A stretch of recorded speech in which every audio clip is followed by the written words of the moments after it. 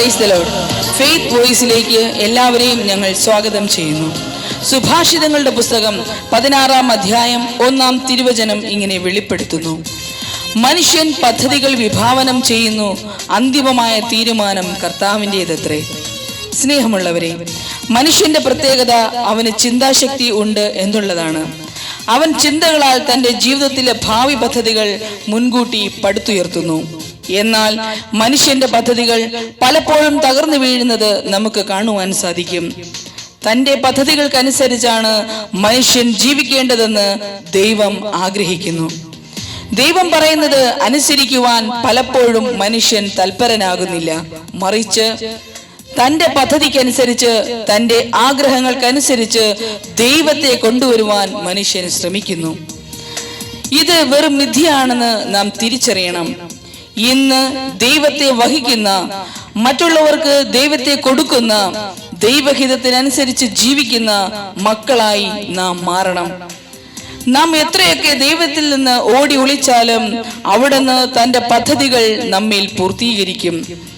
വിശുദ്ധ ഗ്രന്ഥത്തിൽ യോനാ പ്രവാചകനെ കുറിച്ച് നമുക്കറിയാം. ദൈവമായ കർത്താവ് യോനായോട് പറഞ്ഞു, മഹാനഗരമായ നിനെവേയിൽ ചെന്ന് ഞാൻ നൽകുന്ന സന്ദേശം അവിടെ പ്രഘോഷിക്കുക. എന്നാൽ കർത്താവിന്റെ സന്നിധിയിൽ നിന്ന് മറഞ്ഞ് താർശിഷിലേക്ക് ഒളിച്ചോടാൻ യോന തീരുമാനിച്ചു. അവൻ താർശിഷിലേക്ക് പോകുന്ന കപ്പലിൽ കയറി ഒളിക്കുവാൻ തീരുമാനിച്ചു.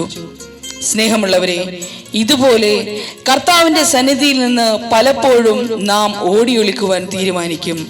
എന്നാൽ ഓർക്കുക, കർത്താവിന്റെ കണ്ണുകൾ 1000 സൂര്യനേക്കാൾ ശോഭയുള്ളതാണ്. പ്രഭാഷകന്റെ പുസ്തകം വിളിച്ചു പറയുന്നു, മനുഷ്യന്റെ പ്രവൃത്തികൾ അവിടുന്ന് കാണുന്നു, അവിടുത്തെ ദൃഷ്ടിയിൽ നിന്ന് ഒന്നും മറഞ്ഞിരിക്കുകയില്ല. എന്നാൽ ഇവിടെ യോനായുടെ പ്രവൃത്തി നിമിത്തം കർത്താവ് കടലിലേക്ക് കൊടുങ്കാറ്റ് അയക്കുകയും കപ്പൽ കടൽക്ഷോഭത്തിൽ ഇളകി മറിയുകയും ചെയ്തു. യോന നിമിത്തമാണ് ഇത് സംഭവിച്ചതെന്നറിഞ്ഞ കപ്പൽ യാത്രക്കാർ യോനായുടെ നിർദ്ദേശപ്രകാരം അവനെ കടലിൽ എറിഞ്ഞു. എന്നാൽ യോനായെ വിഴുങ്ങുവാൻ ദൈവം ഒരു വലിയ മത്സ്യത്തെ നിയോഗിച്ചു. യോന മത്സ്യത്തിന്റെ ഉദരത്തിൽ 3 രാവും പകലും പ്രാർത്ഥനയോടെ ദൈവത്തെ സ്തുതിച്ചു. കർത്താവിന്റെ കൽപ്പന പ്രകാരം മത്സ്യം യോനായെ കരയിൽ ഛർദിച്ചു. എന്നാൽ കർത്താവിന്റെ പദ്ധതി പ്രകാരം യോന നിനേവയിലെത്തി ഇങ്ങനെ വിളിച്ചു പറഞ്ഞു: 40 ദിവസം കഴിയുമ്പോൾ നിനേവെ നശിപ്പിക്കപ്പെടും. ഇത് ശ്രവിച്ച നിനേവെവാസികൾ തങ്ങളുടെ അകൃത്യത്തിൽ നിന്ന് പിന്മാറി. സ്നേഹമുള്ളവരെ, നാം നമ്മുടെ ജീവിതത്തിൽ ദൈവിക ഹിതം മാറ്റി നിർത്താതെ ദൈവത്തോട് ചേർന്ന് നമ്മുടെ ആഗ്രഹങ്ങളും നൽകുമ്പോൾ നമ്മുടെ ജീവിതം അനുഗ്രഹപ്രദമാകും. നാം ഒരിക്കലും ഈ ലോക ജീവിതം മാത്രം മുന്നിൽ കണ്ടുകൊണ്ട് ദൈവത്തിൽ നിന്ന് ഒളിച്ചോടരുത്. ഇന്നു മുതൽ നാം നമ്മുടെ ജീവിതത്തിൽ ദൈവത്തെ ചേർത്ത് നിർത്തണം. യോന ഇങ്ങനെ വിളിച്ചു പറഞ്ഞു: പാതാളത്തിന്റെ ഉദരത്തിൽ നിന്ന് ഞാൻ നിലവിളിച്ചു, അവിടുന്ന് എൻ്റെ നിലവിളി കേട്ടു. പ്രഭാഷകന്റെ പുസ്തകം 2-ാം അധ്യായം വെളിപ്പെടുത്തുന്നു, അവിടത്തോട് വിട്ടകലാതെ ചേർന്ന് നിൽക്കുക, നിന്റെ അന്ത്യദിനങ്ങൾ ധന്യമായിരിക്കും. യോന പ്രവാചകൻ വിളിച്ചു പറഞ്ഞു: കർത്താവേ, അവിടുന്ന് ദയാലുവും കാരുണ്യവാനും ക്ഷമാശീലനും സ്നേഹനിധിയും ശിക്ഷിക്കുന്നതിൽ വിമുഖനുമാണെന്ന് ഞാൻ അറിഞ്ഞിരിക്കുന്നു. കർത്താവിന് നമ്മുടെ പദ്ധതികൾ പൂർണ്ണമായും നൽകിക്കൊണ്ട് നമുക്ക് പറയാം: കർത്താവേ, എണ്ണമില്ലാത്ത നന്മകൾ എന്നിൽ ചൊരിയുന്ന അവിടുത്തെ വൻ കരത്തെയോർത്ത് ഞാൻ നന്ദി പറയുന്നു. നന്മകൾ എന്നിൽ ചൊരിയും വൻ ദയയെ ഓർക്കുമ്പോൾ യേശുവേ, നന്ദിയല്ലാതൊന്നുമില്ലപ്പാ. ഓ കർത്താവേ, എന്റെ നാവാൽ ചൊല്ലിടുവാനാ ഹല്ലേലൂയ, സ്തോത്രമല്ലാതൊന്നുമില്ലപ്പാ. യേശുവേ, എന്റെ നാവാൽ ചൊല്ലിടുവാനാ നിത്യസ്നേഹമോർക്കുമ്പോൾ, ഹല്ലേലൂയ, കൃപകൾ ഓർക്കുമ്പോൾ എങ്ങനെ സ്തുതിക്കാതിരുന്നിടും. യേശുവേ, ആ കരുണയോർക്കുമ്പോൾ, വൻ ത്യാഗമോർക്കുമ്പോൾ എങ്ങനെ വാഴ്ത്താതിരുന്നിടും. യേശുവേ, യേശുവേ,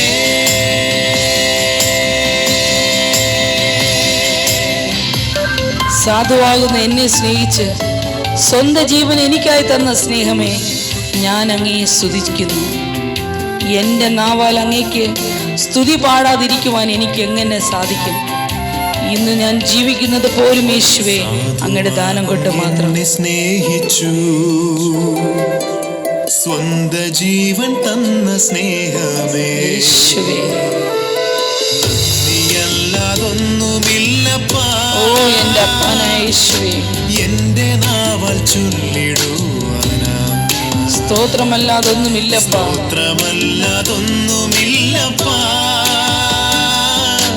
എന്റെ നാവാൽ ചൊല്ലിടുവാനാ നിത്യസ്നേഹമോർക്കുമ്പോൾ, സ്നേഹമോർക്കുമ്പോൾ, വൻ കൃപകളോർക്കുമ്പോൾ, എങ്ങനെ സ്തുതിക്കാതിരുന്നു യേശുവേ ആ കരുണയോർക്കുമ്പോൾ, വൻ ത്യാഗമോർക്കുമ്പോൾ, എങ്ങനെ വാഴ്ത്താതിരുന്നിടും യേശുവേ. യേശുവേ.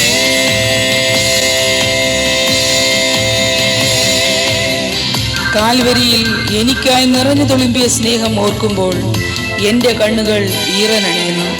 ഞാൻ ഹൃദയം തുറന്ന് വിളിച്ചു പറയുന്നു, യേശുവേ ഞാൻ അങ്ങയെ സ്നേഹിക്കുന്നു, അങ്ങൻ്റെ എല്ലാമാണ്.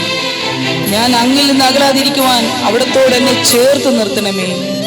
ഈശോയെ, അവിടുത്തെ മാറിൽ എന്നെ മറയ്ക്കണമേ. കാൽവരിയൻ സ്നേഹമോർക്കുമ്പോൾ, ഓ യേശുവേ, കൺകൾ നിറയുന്നെൻ്റെ പ്രിയനേ. നീയല്ലാതൊന്നുമില്ലപ്പാ. എൻ്റെ നാവാൽ ചൊല്ലിടുവാനായി, എന്റെ നാവാൽ ചൊല്ലിടും സ്തോത്രമല്ലാതൊന്നുമില്ലപ്പാ. സ്തോത്രമല്ലാതൊന്നുമില്ലപ്പാ.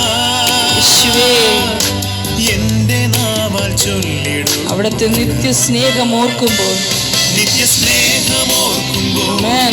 വൻ കൃപകളോർക്കുമ്പോൾ, യേശുവേ, എങ്ങനെ സ്തുതിക്കാതിരുന്നിടും യേശുവേ. ആ കരുണയോർക്കുമ്പോൾ, ഹല്ലേലൂയ. വൻ ത്യാഗമോർക്കുമ്പോൾ, എങ്ങനെ വാഴ്ത്താതിരുന്നിടും യേശുവേ.